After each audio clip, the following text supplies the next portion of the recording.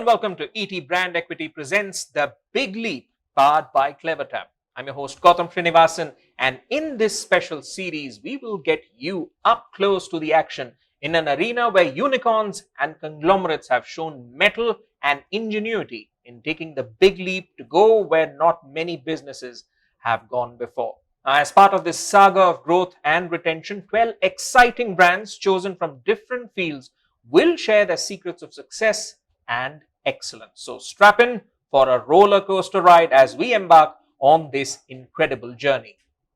First up is a brand that leveled up from its small beginnings less than 5 years ago to become one of the world's leading mobile esports platforms with over 90 million users spread across Asia, North America, and Europe. This is the story of Mobile Premier League, or MPL as it's popularly known. Offering over 60 games spanning fantasy sports to puzzles via virtual tournaments, the platform is a great case study into how retaining customers generates more value for a company by creating a virtuous cycle of growth. No surprise then that MPL reached unicorn status last year and is now valued at over $2 billion. So let's hear the growth story of MPL from its founders, Srinivas and Srinivas Malhotra.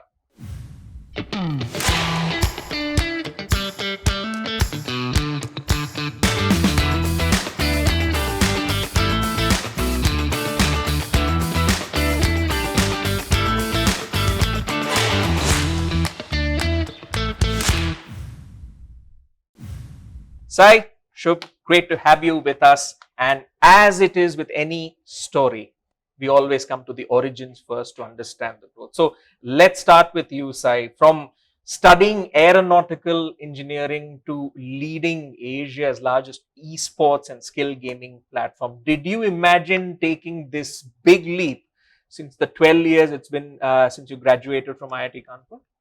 No, obviously not. I think, yeah, I was sure of only one thing after college, is that I'll never do anything related to aerospace or aeronautics. That I was sure of. I wasn't sure of anything else. So yes, definitely, no idea. I had no idea that 12 years later we'd be doing what we're doing today. Yeah. About the business bug, did you think you would fly high in business? Where did you get that sense that you could be a startup founder, since you had decided that aeronautics is not where you're going?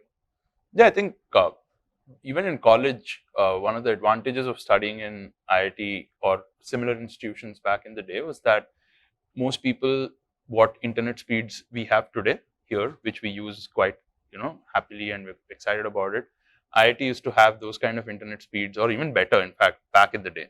So honestly, you had an opportunity to use, you could see how could you design products when the world has that kind of internet speed. So I think back then itself, at least I wanted to build internet products. So, and I was very clear that I wanted to be involved in the internet product space. So after my college, or after 4 years, I actually took up a job as a product manager.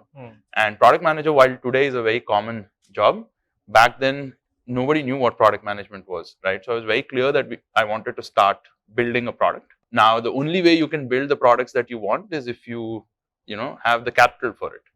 Else you can keep thinking of 10 products, but if you want to build it, then you need the capital. So eventually starting a company was a means to an end to make that happen. So that gave you the grounding to be where you are right now. All right, Shubh, let me come to you. Your alma mater, BITS Pilani, has quite an active esports culture. Were you into gaming, or did you have any inkling that one day you'd be leading a gaming unicorn? I think not, to be honest. Just like Sai said, I think at campus, I think one thing that I was doing was observing gamers, and I was the moderator for running game servers. That's the small bit that I used to do at campus. I think for me, the journey has always been iterative in nature. The idea was to join a startup right off the bat, to build things in a small setup, and joined a startup just after college. Any particular memory that lingers on and during that time, which kind of shaped who you are today? One thing which shaped me, which helped me in building products from there on, was mostly around that you can build technology, but having an understanding of business is also very, very key and important. And customers are always first. All right, let's know more about the origins of MPL. I believe things started in a rooftop with drivers who work with both a few games loaded on their mobile phones, and off they went. So take us through, the early experiences, the early conversations with folks who would be your potential customers, and how it kind of shaped thinking of MPL. Sai, your thoughts? Actually, the funny thing is we weren't thinking of calling it MPL in the Hmm. beginning. We were thinking of calling it, I think, M League or something. Okay. And I think Shubh sent an email saying that, everybody in India knows what IPL is. Everybody in the world knows what EPL is, English Premier League. We should be MPL. And I think I remember him saying that there's this URL also available. So it's like, yeah, that's MPL. That's how the name started. And our thing always was that, we wanted to see, without actually writing code or without actually building a product, we wanted to see if this thrill of competition is something that would make people stick and something that would make people like enjoy, right? And at the end of the day, it's that competition. So I think what we did was that we got a bunch of folks. I think there's this person who used to make food at my place, and then there's a person who used to work at my friend's place and Shubh's place. We got all of them together, and we basically put up a simple whiteboard, and we got them to play a simple runner game where you just run endlessly, right? And the whole thing was the first variant that we played was whoever is going to run for the longest without dying, right? So that was the first variant, and then we put theirs, and we got them to play free of cost for the first time, right? And the first 2 times they played free of cost, and then the third time we said, okay, this time you got to pay a small entry fee to play. And I think about 8 or 9 of them, but a couple of them said we won't, but the other guys said they will, right? And they put a small entry fee, right? So we collected the entry fee, and then they again played, right? And then we put their scores on the leaderboard again, and it was quite transparent. Everybody could see who's doing what, right? And we were seeing the scores on their phone. And then it went on for the third time, fourth time, and then it kept going on for like the next two hours. I think then we were fairly convinced that there's meaningful product market fit here, right? At least from a very, very top down sense. Like when you see a group of people enjoying competition, and you can't fake enjoyment, you know what I mean? After a point, you'll know if something's fun or something's not, right? So we thought that there was something really good there, and it made a lot of sense. And that's how MPL was born. And then after that, we didn't look back. We're like, yes, now we're doing this. Now you have it. Now we're doing this. I think a lot of that, then actually the first version of the product was almost those constructs were there as features in the product.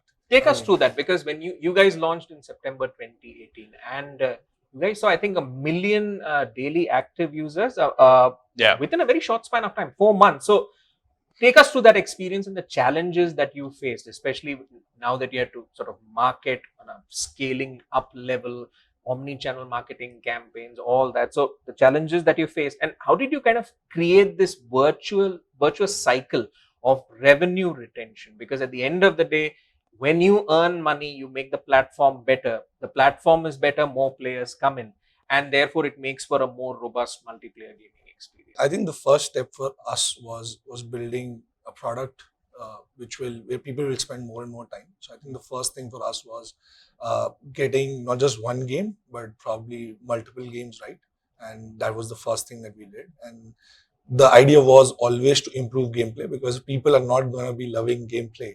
They're not going to spend time on competing on those games as such as well. So I think the first thing was that, wherein we went out and brought in developers. The idea was always to build MPL as a platform for developers, wherein developers can publish their gaming content and we can monetize them and also make them money at the same time as such as well. So that was one part.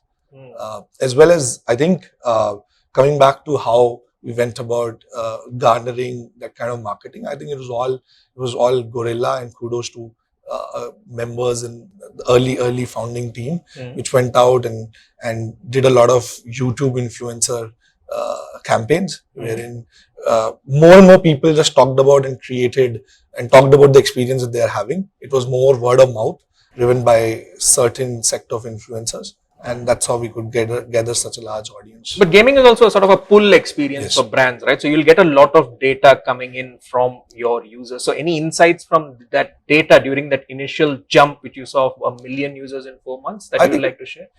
Yeah, I think to be honest, I think from that perspective, one thing which we learned very, very quickly is that there is appetite for more and more categories. People just know, like people playing games, and then people probably want to play fantasy sports as well. People want to play in another category of a game. So category expansion was very, very important for us, because people were, when we were doing that, it was backed by data that people are actually involved in more and more categories. So the more categories we launch on MPL, the time spent increases. And I think the other thing which we also figured out was the fact that our monetization multiplies when people spend more and more time on the app. It's not just like, for example, if you're going to compete once, then you're going to compete more and you're going to compete more. So that also was an insight earlier, and probably Sai can share more insights. Sure, and we'll dwell on that as we also explore how, say, partners helped you in understanding that data and helped you monetize that data. But I want to take one aspect of what you mentioned, which is the developers and connecting game developers with users. That's something brands had not done before, and you kind of capitalized on that opportunity. You bring over 60 games now to audiences here, connecting Indian and international developers. So tell us about how you capitalized on that gap. Why did you feel that bridging that gap would help you grow bigger?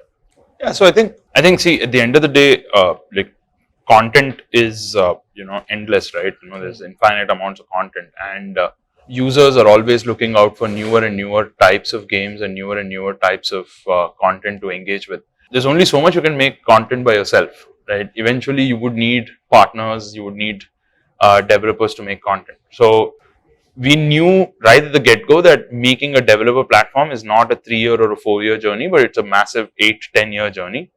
And we wanted to ensure that we constantly keep pushing towards that. So we started by getting small developers, 2-people teams, 3-people teams, where we used to actually work with them to make the game happen. And then we used to publish that game on MPL. And then we used to take the headache of bringing the customers and building the competition layers and so on and so forth, the top of it. And over a period of time, we started getting developers. We also started ensuring that we build a lot of first-party content. But at the end of the day, what matters is the customers got to have variety in content. Else, if you go to a shopping mall and everywhere you see a food court, then you wouldn't be interested in going to the shopping mall, right? The reason why people go to a mall is they get to eat a sandwich, they get to buy a pair of socks, watch a movie, do everything, right? So that's essentially the philosophy that we took with MPL, right? Like, if you are the shopping mall, then you got to get as many different ways to engage people as possible. And they're within your mall, so they have a variety of experiences within your mall rather than stepping outside. Would you call that your secret recipe for success? The fact that all these developers, the more they work with you, the more they're comfortable with you. And of course, they can bring others on board as well. Word of mouth, you could say, or the word of the brand. If they are successful with that experience, it gets more talented developers on board as well. 100%. And it's a ladder, right? You can't expect the biggest game developer in the world to come and publish on the platform on the get-go, right? It's a ladder. So you start with smaller developers, then build more credibility, build more value, and then you keep going up and up and up. And hopefully, like I said, in the next 3-4 years, you'll have some of the best developers in the world also publishing on MPL. All right. Now let's look at the data side of the equation, which we were talking about, Shubh. So when it comes to retention and lifetime value of a customer, one of the unique selling points of your platform is also the upskilling aspect of it, because the user gets better in their game, they're more likely to stay on longer and play that game more, or at least try a variety of games. So take us through some of the unique insights which data enabled for you, considering you're getting data from across platforms, which helped MPL encourage users to increase their gameplay time and kind of stood out from the competition, and the role of partners here. I have to think about it, I think. Sure. Yeah. Probably Sai, you can answer. Sai, you want to take this one? Yeah, I think the most important thing data is that I think it's easy to collect a lot of data, but the harder thing is actually, I think, responding to that data. What I mean is, I think in the beginning, especially as a young company, you just don't have the ability to build large-scale data infrastructure and manage that data infrastructure and respond to data very, very fast. And I think that's where I think, at least in the early days, CleverTap was very, very useful in the sense that where we could very easily target users either based a certain segment, or saying that if Gotham played a game yesterday between 6 to 8 p.m. Why don't you actually send Gautam a notification today between 6 to 8 p.m. and get Gautam to come back into the app. I'm trivializing it, but you know what? I'm just giving you very basic examples of how it could be used. And data is available at scale everywhere. The toughest thing is to react to it. How quickly can you react to it? And I think at least in the early days, that was definitely very, very useful. Yeah, and for a gaming that company, progress as from early days to now, how has that association with say partners like CleverTap helped you understand your customers better? I mean, I think more than understanding our customers better, it definitely helps us reach out to our customers in a more efficient manner. And I think that's where it's been very, very helpful for us. I mean, of course, you got to understand the customer to you can't sell a comb to a bald man, right? So you have to understand the customer, only then you can know the customer and know what to sell to the customer. Exactly, right. So I think CleverTap especially was very, very helpful in reaching out to the customers at the right time and doing it in a way which is easy for your teams to understand, right? You can't make it a rocket science dashboard for people to understand. It has to be simple for people to understand how to use it and stuff. So in that way, it was definitely very helpful. Any implication from a monetization perspective? Because at the end of the day, user retention has a direct impact on monetization. Yeah, it's like, right? It's like the amount of money a shop makes is a function of the number of people who show up at the shop, right? So by the very fact that you're using a tool to bring more people to the shop, it impacts monetization. If you're not targeting the right set of users, then automatically it does impact your monetization. Also, I think building those customer journeys is very, very important in today's world. I mean, all customers have very less attention spans. So it's very important for a digital product like us to kind of keep coming back to the user with the right you can say activity to do, and keep coming back to them in a journey fashion. Like you're a new user, you need to come back to you on day 3 with something different compared to your old user been playing, let's say for 90 days on the platform. So all of that also helps a lot with let's say something like CleverTap. So let's explore that thought further. How do you keep your eyes on the prize and keep the user at the center of everything that NPL does? I think data plays definitely a very, very important part in that. I mean, making sure that data is near real time and you're able to act on those insights near real time. Like for example, if at all you're playing a game and you just ended a game, I mean, which is the next game that we offer you to play, okay, and against whom? So data definitely plays, and real time data plays a very, very important part in today's world as such. Any specific use cases which have caught your interest in terms of say user outreach, where things you did with, as you mentioned, CleverTap, that helped you kind of get more user interest? You saw a significant uptick in installs or prevented uninstalls. Any use case that you could cite for us? I think something that is very important for digital products is fraud as such. So I think that's one aspect where we have gone very, very deep into kind of identifying how can we prevent let's say gameplays which are not proper on a platform, and that's something which we really, really focus a lot on with respect to our platform as such. Yeah. And I think most people tend to make this mistake that data tells you what to do. More often than not, actually data tells you what not to do. Okay. Right? If data were to tell you exactly what to do, then I don't think there's space for it. I mean, then we don't need human beings, right? Absolutely. Right? Yeah. Data fundamentally tells you, hey, don't do this, this, this. Now you have these 3 options. Pick one amongst these 3. So that's where the human intuition comes in. So I think a lot of people tend to use data to say, you know what, it's going to tell me precisely this is what I'm going to do. No, it will tell you don't do this, don't do this, don't do this, because there's definite dead ends there, right?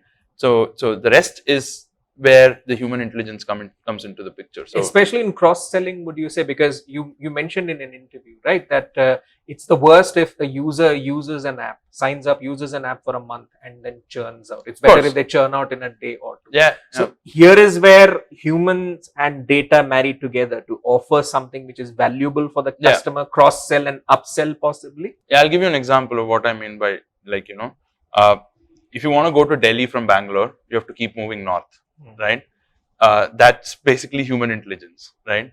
Data is basically telling you where to take a left, where to take a right, and that's fundamentally if you're using a maps product or something like that. So that's an analogy to how it would play out in the product, is that if Shubh played caroms the probability that, Shubh would like pool is pretty high. It assumes so, right? Data will prove whether that thesis is right or wrong, and whether indeed Shubh likes pool or maybe Shubh likes some other game, right? So that's pretty much how data can be used, and especially in gaming, right? You can't make everything about, while everything is about data, a lot of it is actually not about data. A lot of it is truly understanding the subjective side of the customer, truly understanding whether the customer truly enjoys the game, and so on and so forth. Data will give you signals. Data will also tell you this, but also there's a lot of subjective elements to it, right? So it's a combination of these two things that definitely plays a big role. And on that comment on a customer is better churned off in a single day, and then I hold that true, right? It's because nobody can make a product that's applicable for everyone in the world, right? There's always products that, like, if, for example, if you're not in the mood to purchase something, then an e-commerce website is probably not your place, right? The only place where it doesn't hold true is gaming, because everyone or the other will play some or the other game in their life cycle, right?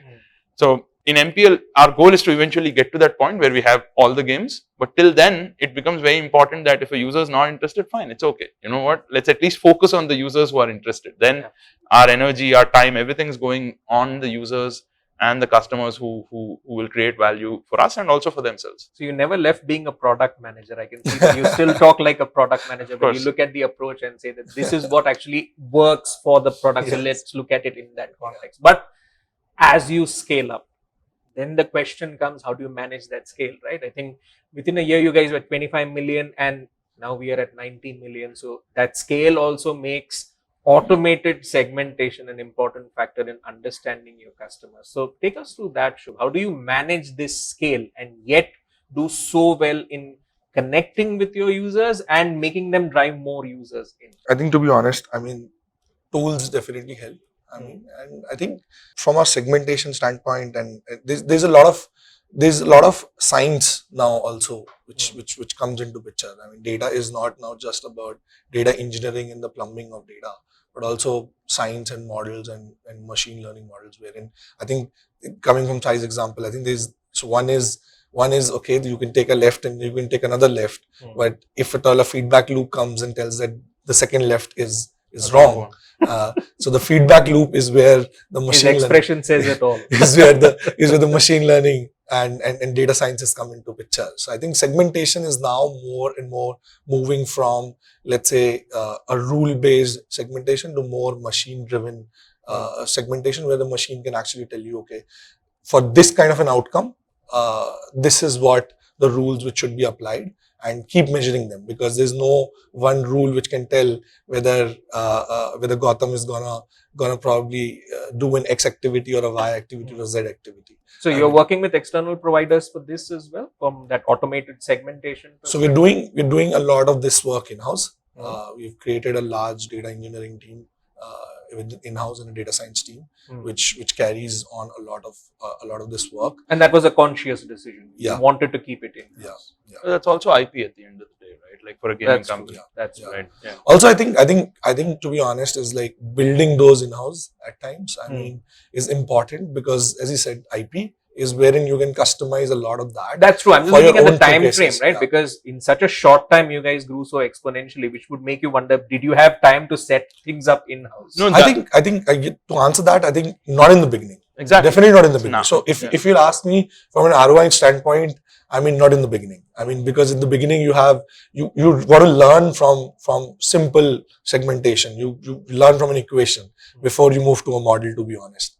Every model is also an equation at the end of the day, a bunch of variables. But when you multiply the number of variables, that's where a model is required as such. So not at the beginning, definitely not. But I think as we grow, as the amount of data grows, the kind of customer grows, the kind of categories grew inside the platform, that's where we felt that we need something which is also in-house, complementing alongside the rest of the tools available in the market. All right, let's go back to the CX side of things. So tell us how, say, something like a Fair Play, which is unique, is making your gaming experience more enjoyable for a user. Again, as I mentioned earlier, virtuous cycle. The user enjoys it because they're paired with the right kind of players and they know that these players are legit.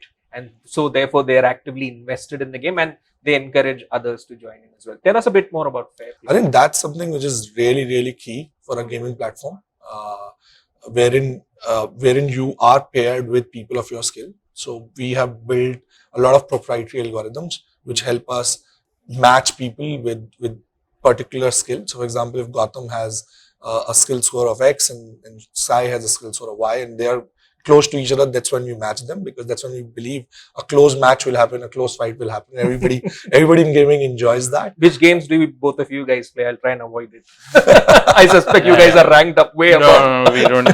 Unfortunately, we can't play on MPL. You don't have time for games, is it? Yes. So I think to add to that, I think like one is matchmaking. It's very, very key, wherein you are matched with people who are almost of your skill. That's very, very important. I think second is also probably as in gaming, since it's digital, there are ways in which people can have impact, can change gameplays and impact scores. And that is also something where we built a lot of data science and machine learning stuff, which identifies whether you are actually doing something wrong during the gameplay.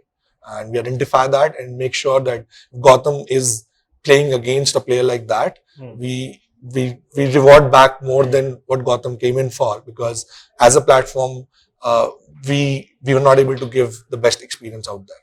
So that's very, very important. And fair play doesn't just mean the part A that I talked about is matching you with, but if we identify that something has gone wrong, we'll also do kind of go back and make that wrong or right.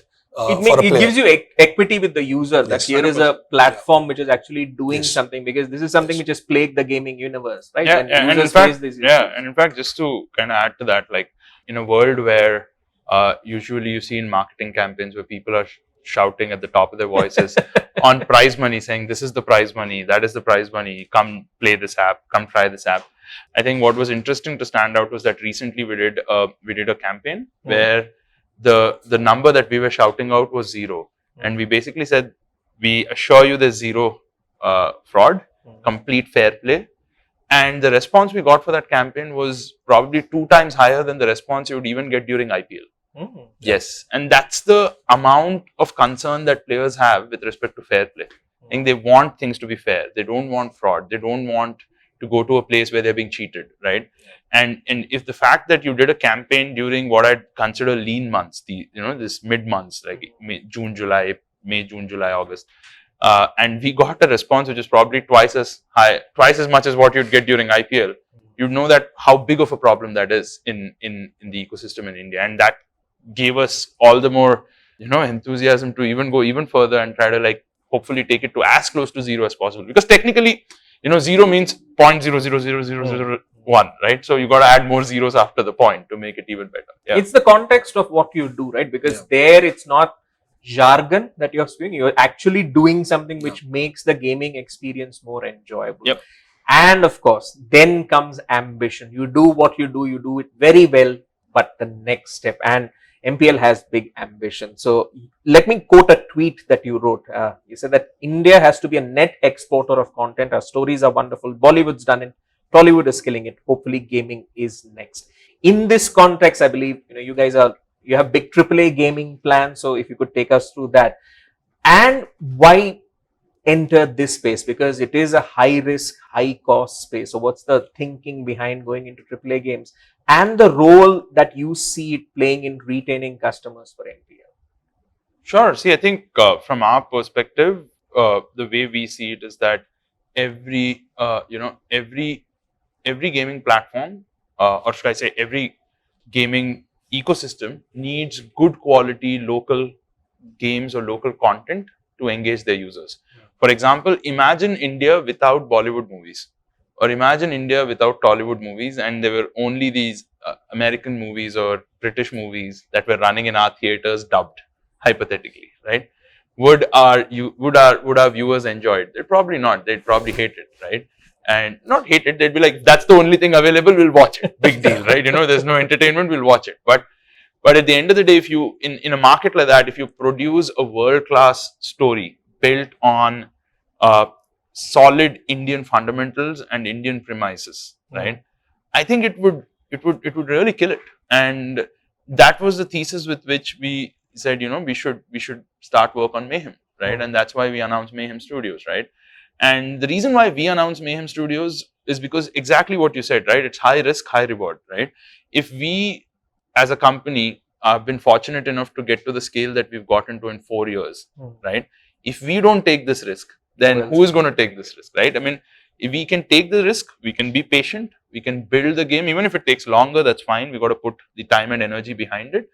But once once the game goes out the door and people actually start playing the game, I think after that it just becomes a floodgate. Everyone else, it's like this. It's the same thing, right? We needed one Flipkart back in the day to start, and then after that you had 100, 200 companies coming after that, right?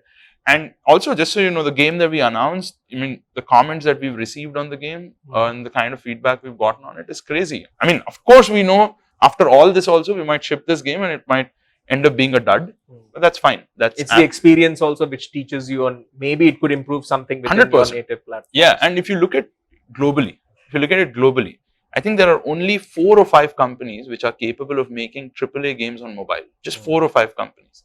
So in our view, it's a capability that we're building. If we build that capability, then then it's endless, right? Because you can make so many great games on these great stories. Like if you take even OTT in India, right? All the content that started getting created around Indian stories ended up becoming so big. It's just it's also offshoot. Like if you take the example of a Witcher or something, I mean that's from a PC universe, but you have ancillary media also gaining prominence. So I understand that logic. Let's also look at it from a forward-looking direction. The sport that you look forward to in terms of driving growth for MPL, and in this context, you clarified in an interview that fantasy sports contributed less than 10% during the period where you saw huge 22x growth from start to I think FY21. The top performing game in your opinion was Ludo and I believe Carom and Bridge. These were all popular, and I believe MPL is also working with the chess tour. They have a chess tour, and chess just as a game is getting more popular, an Olympiad just got completed. So which sport are you banking on to drive user growth and retention from here on? Sport from a point of view of making a game, or sport from a point of view of advertising? From making a game and from advertising, if you can share. Right. I think from making a game, I think we would spend a lot of time in building games which is more, I'd say, first-person shooter kind of games. I think those games tend to have very high, engagement, and they're also high. You can build great puzzles around them, right? In terms of more casual, I think we would definitely look at puzzle games, board and card. I think board and card games are like really, really good, and there's some incredibly good strategy board and card games. And those would be the games that would go after. I think on advertising, I think honestly, cricket's overrated. Everybody told us for 3 years, you have to advertise on cricket, and we advertised on cricket for 3 years, spent a lot of money. And then in the 4th year, we said, you know what, we got to call this bluff at least once. And we said, we're going to stop advertising on cricket. Trust me, it's the best decision we made. The money gave us 3x returns. It's much better spent. So I can't tell you which sport am I banking on when it comes to advertising. I'd probably have to figure out other places to advertise, but this is just our take.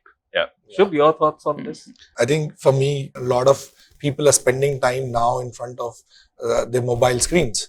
So it needs to become more and more digitally machine-driven oriented as such, rather than just banking on events. Events are definitely important for sending the message out at the top of your voice, but at the end of the day, it matters that how are you reaching your users consistently. Your thoughts on structuring the organization in the right way? Sure. I think from let's say from a growth perspective, from a user acquisition standpoint perspective, I think in the initial days it's very important to build a brand as well and be at the top of your voice so that people remember you. I mean that's where for example you have to have brand ambassadors. You probably have to go at an IPL, but eventually businesses need to realize that it needs to be more and more data driven, and that's what is the approach that we have taken. I mean, we are you can say that for us, the view and the lens that we take, both of us, is that we need to keep evolving. It cannot be that this is the way today and it cannot be tomorrow. So even the way today, wherein we can say that we will want to be more and more data driven, it needs to be balanced out and relooked at probably in the future. So it's always an ever evolving journey, and that's how we structure it. Like, okay, and in that ever evolving journey, just to add, and you can answer. You mentioned that the market is pivoting from, say, growth at all costs to profitable growth. So to take it forward from what Shubh had mentioned, your thoughts on this, especially and on how you're kind of gearing up for a post-pandemic world. You are spread in over 5,000 cities and towns in India. You've expanded in North America, Europe. So take us through that. In the post-pandemic market where it's more about not growth at all costs, I think people need to realize that any market is looking for good ROI on whatever marketing dollars you put in, right? When you're a young company, when you've just started, you're most probably a very new value proposition. Nobody in the world knows about your value proposition. Then going large scale on television makes a lot of sense because it's like nobody knows and you're telling the whole world and you'll get very high ROI. But you've done it for 1 year, you've done it for 2 years, you've done it for 3 years, then people already know, right? Then repeating the same message again and again and again on television is probably going to be very, very low ROI, right? So at that point, your ability to target digitally and your ability to do that at scale using algorithms and using better data science becomes very important. Else you would end up spending millions of dollars, marketing, but you would probably not get the right ROI, right? But if you were to spend that $1 million on saying, okay, what are the users I'm going after? Which part of the country should I go after? Which kind of segments do I go after? What kind of games is this user should be playing, etc., so on and so forth. All of this can be done far more efficiently, effectively, with much better ROI using data science and data, right? So that's what he means when he says evolving, right? If we do all this data science when we were like, say, 1-year-old company, it'd be a waste of time. At that time, going on TV was the right thing. Going on cricket was the right thing to do, right? For example, now, like another evolution in that, like an example of that is, we are taking data and applying that to brand marketing. So we are saying that probably these are the cities in which we need to be on print media. And this is all coming out of data, and it's giving us massive amount of results rather than be saying that, okay, we'll go in a particular state and do print ads in 100 cities. We probably know only 5 cities are going to work. So we're going to do 5 cities, conserve a budget and still get a better ROI. But it's also brave of you to kind of rewrite the rules of the game because, as you said, in your time, everyone said you have to invest in this sport and you will get all the returns, and the data showed you that's not exactly the case, but you still have to make that decision and say that we are going to different direction. No, I think that's the cost of running a company, right? You can't use a bazooka everywhere, right? You need a scalpel for some and a bazooka for others. And the other way of looking at it is that if few houses in a city need water, you can't make it rain all over the city, right? It doesn't make sense, right? So Well, that's true, especially of Mumbai, where we but it rains all over Mumbai anyways, all through all through monsoon every year. Yeah. All right. So as we head to the last leg of the conversation, you've come quite far in a very short period of time. A lot of our viewers are startup founders. So I want to know from you some of the lessons that you learned in this very exciting journey, which happened over a very short period of time. Yeah. So for those who are watching, any lessons in excellence that you'd like to share, Sai? I think first is always hire specialists rather than generalists. That's been our core philosophy, and what we mean by specialist is that hire a person who knows what they're doing rather than them coming and learning on the job. Because if you, as a startup, you have very little money, right? You have to spend that money on the right things. You can't get people who don't know what they're doing, and even if it means you have to pay a little more, that's absolutely okay. But get a specialist. Don't get a generalist.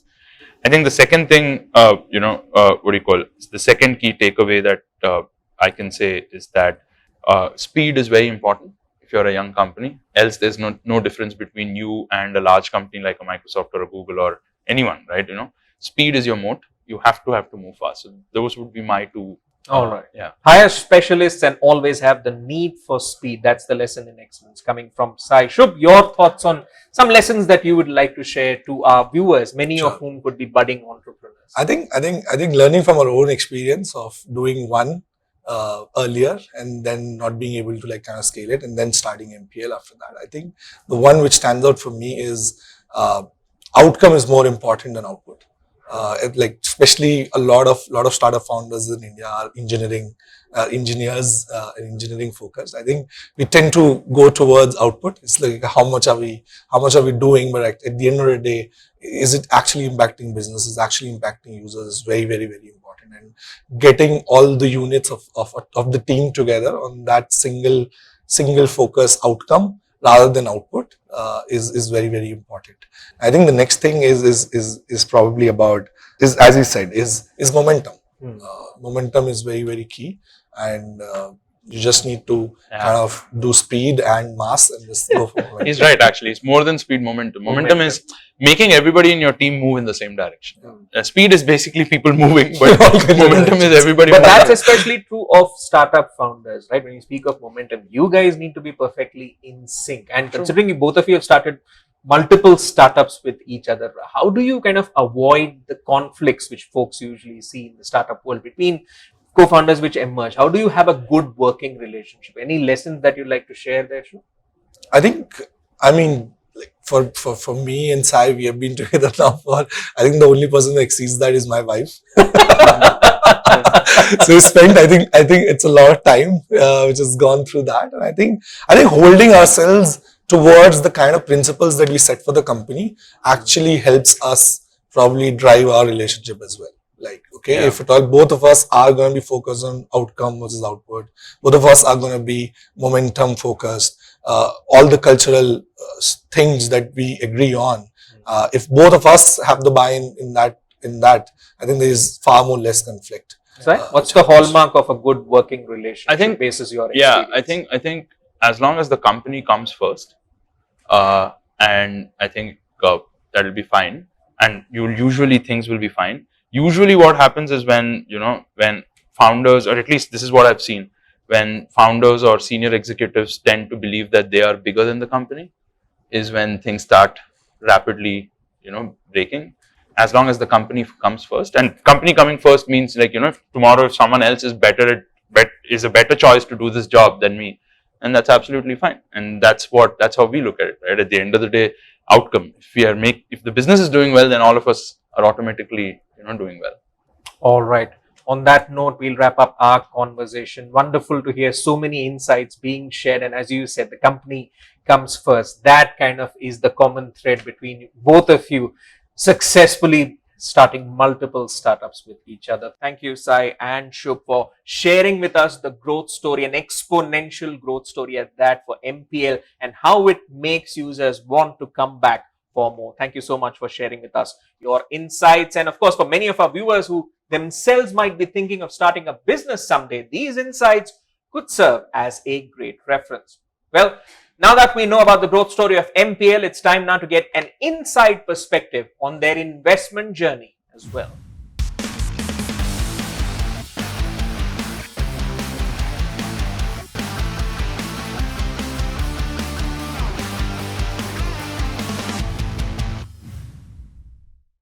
In India, mobile gaming is growing faster than social media with a user base of over 300 million. Now, the lockdown year saw the market growing annually by nearly 40%, and projections indicate revenues touching $5 billion by 2025. Now, investment in a mobile gaming venture might seem like a great bet for VCs now, but was that always the case?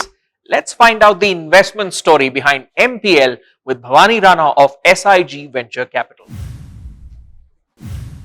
Bhavani, great to have you with us. Let me ask the first question to get a deeper understanding of the investment story. Now, MPL raised money before the company even got started, and it almost had the same set of investors from the previous venture. So, in your opinion, what was, how was the initial meeting happening between the founders and you, and what was your reading of them? Sure. So, Gautam, thanks for having me. The company was fortunate to have received its initial investment from the same set of investors who had backed the founders in the prior venture, and largely on account of their successful relationship from there. We first met the company in 2019, and we were really impressed with the management team and particularly the depth they had for such a well-rounded team at this scale that they were operating at. And so that was one of the aspects that we really liked, because we just saw the immense opportunity of optionality that could play out here. So we met them in 2019, and from what was a few brief meetings, and I was joined by the founders of Susquehanna as well. We got to see very clearly what possibly, if you could connect the dots, how big this could be, and we were fortunate then to invest in them. From there, the company actually did well, but it was largely in the 2020 first the pandemic that they really blossomed and hit their stride. And we were already in the company, so we had the opportunity to see how quickly, if we gave them capital, it would be used very advantageously. And so that's how our journey started with them, and it's worked really well since then. Absolutely. And now the pandemic did give a big boost, especially when it came to mobile gaming trends in the country. Now, considering mobile gaming still mostly veered towards the freemium model, what was your assessment of MPL's core value proposition and monetization strategy? Yeah, let me answer that slightly tangentially. There was a famous bank robber, Willie Sutton, who was asked, "Why did you rob the banks?" And he said, "Well, that's where the money was."